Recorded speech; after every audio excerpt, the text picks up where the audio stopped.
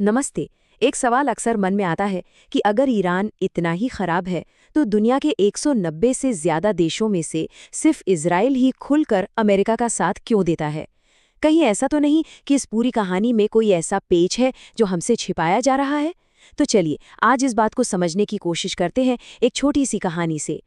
तो कहानी कुछ ऐसी है कि एक नदी बह रही थी और वहां एक मेमना और एक शेर दोनों पानी पी रहे थे। होता क्या है कि शेर अचानक मेमने से कहता है, अरे तू वही है ना जिसने पिछले साल मुझे गाली दी थी।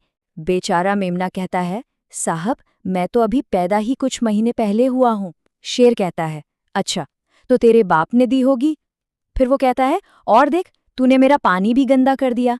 अब मेमना अपनी तरफ से हर बात का जवाब देता है। वो कहता है, मालिक पानी तो आपकी तरफ से मेरी तरफ बह रहा है, तो मैं उसे गंदा कैसे कर सकता हूँ। आखिरकार जब शेर के पास कोई जवाब नहीं बचा तो उसने कहा, तू बहस बहुत करता है। और बस इतनी सी बात पर उसने मेमने पर हमला किया और उसे मार डाला। तो ये जो कहानी है ना, इसका पूरा मतलब सिर्फ एक शब्द में छिपा है, और वो शब्द है हेजमनी। इसका सीधा सा मतलब होता है दादागिरी। मतलब जो ताकतवर है वो जो कह दे वो ही नियम है, वो ही सच है। आज हम यही देखेंगे कि कैसे अमेरिकी हेजमनी ईरान में जो कुछ भी हो रहा है उसकी जड़ में है। तो सवाल ये उठता है कि इस दादागिरी को, इस हेजेमनी को सही कैसे ठहराया जाता है। देखिए, मीडिया में अमेरिका और उसके साथी देश ईरान पर अक्सर 3 बड़े आरोप लगाते हैं। पहला कि ईरान एक खतरनाक न्यूक्लियर प्रोग्राम चला रहा है, दूसरा कि ईरान आतंकवाद को बढ़ावा देता है, और तीसरा कि वो शिया इस्लाम का विस्तार कर रहा है। लेकिन सोचने वाली बात यह है कि क्या सच में ईरान का कसूर बस इतना ही है? देखिए, सीआईए के एक रिटायर्ड डायरेक्टर ने खुद क्या कहा था। उन्होंने कहा, मसला कभी परमाणु हथियारों का था ही नहीं। मसला हमेशा से ये था कि फारस की खाड़ी को कौन कंट्रोल करता है। इस बात की गहराई को समझने के लिए हमें इतिहास में थोड़ा पीछे चलना होगा। तो चलिए चलते हैं 1950 के दशक में। और इस कहानी के केंद्र में है तेल। जी हाँ, ईरान का तेल। तो हुआ ये कि 1951 में ईरान के लोगों ने मोहम्मद मोसद्देक को लोकतांत्रिक तरीके से अपना प्रधानमंत्री चुना। उन्होंने आते ही एक बहुत बड़ा फैसला लिया। उन्होंने ईरान के तेल को कंट्रोल करने वाली ब्रिटिश कंपनी का राष्ट्रीयकरण कर दिया। मतलब साफ था, ईरान का तेल अब ईरानियों का होगा। अब जाहिर है ये बात ब्रिटेन और अमेरिका को बिल्कुल रास नहीं आई, और इसीलिए 1953 में सीआईए और ब्रिटिश खुफिया एजेंसी ने मिलकर ऑपरेशन अजाक्स नाम का एक ऑपरेशन चलाया। उनकी सरकार गिरा दी और अपनी कठपुतली शाह मोहम्मद रजा पहलवी को ईरान का राजा बना दिया। अब इस स्लाइड पर जरा गौर कीजिए। ये हमें 2 बिल्कुल अलग तरह के ईरान की तस्वीर दिखाती है।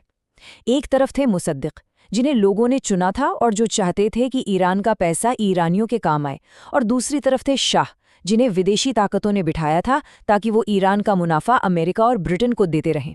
और अपनी गद्दी बचाने के लिए शाह ने सावक नाम के खतरनाक खुफिया पुलिस भी बना रखी थी। शाह का ये जो शासन था वो ज्यादा दिन चलने वाला नहीं था। लोगों में गुस्सा था, और इसी गुस्से का नतीजा निकला 1979 की इस्लामिक क्रांति के रूप में। और ये सिर्फ ईरान में एक सरकार का बदलना नहीं था, नहीं, ये बहुत बड़ी बात थी।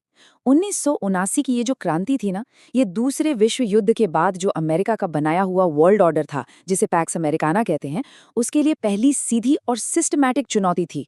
तो इस नई सरकार ने किया क्या? उन्होंने सीधे सीधे अमेरिकी दादागिरी को ललकारा। उन्होंने अमेरिका के पाले हुए शाह को देश से भगा दिया। अयातुल्ला खुमैनी ने नारा दिया, न पूरब न पश्चिम, जिसका मतलब था कि हम न तो अमेरिका के गुलाम हैं, न ही सोवियत संघ के। और सबसे बड़ी चोट, उन्होंने उस पेट्रो डॉलर सिस्टम को मानने से इनकार कर दिया जिसके तहत तेल का व्यापार सिर्फ और सिर्फ अमेरिकी डॉलर में ही हो सकता था।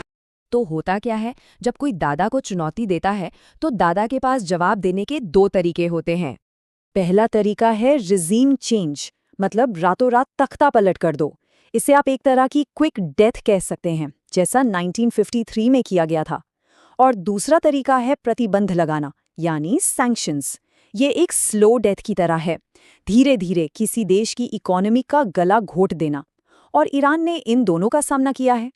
देखिए, जैसे ही ईरान ने पेट्रो डॉलर को चैलेंज किया, 1980 में इराक ने उस पर हमला कर दिया। और इस 8 साल लंबी जंग में अमेरिका ने किसका साथ दिया? सद्दाम हुसैन के इराक का। उसे हथियार भी दिए, पैसा भी दिया। ये सीधा सीधा ईरान को सबक सिखाने का एक तरीका था। चलिए अब इतिहास से निकलकर आज के दौर में आते हैं और बात करते हैं सबसे ज्यादा चर्चा में रहने वाले मुद्दे की, ईरान का न्यूक्लियर प्रोग्राम और वो मशहूर न्यूक्लियर डील। तो 2015 में हुआ ये कि दुनिया की बड़ी ताकतों और ईरान के बीच एक ऐतिहासिक समझौता हुआ, और इस समझौते के लिए ईरान ने बहुत बड़ी बड़ी बातें मानी, जैसे कि अपने यूरेनियम एनरिचमेंट को लगभग बंद कर देना, अपनी न्यूक्लियर साइट्स पर किसी भी तरह की जांच के लिए तैयार रहना, अपना 98% एनरिच्ड यूरेनियम रूस को भेज देना, और यहाँ तक कि अपने एक बड़े रिएक्टर को सीमेंट से भर देना।